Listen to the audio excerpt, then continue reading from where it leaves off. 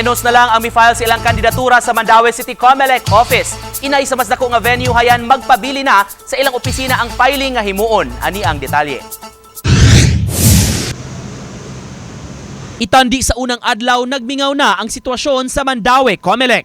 Dito na lang sa ilang opisina, sa kilid sa sports complex ang filing sa mga COCs. May tent hinuon nga gi-set up ug nakaplastada ang mga steps o proseso nga agian sa mga kandidato. Nakadeploy sab ang mga pulis aron pag-secure sa lugar. Mao nga pasabot sa election officer, hayan sa ilang opisina na lang magpabilin ang filing sa COC hangtod sa deadline karong Sabado sa hapon. Siguro nahurot na siguro sa first day, no, kung naamay na bilin gamay na lang.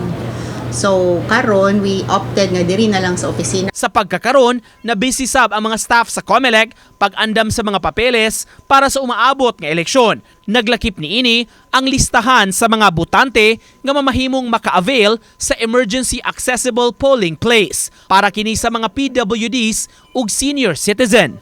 Uban ni Godfrey Relien, Nico Sereno, GMA Regional TV Live.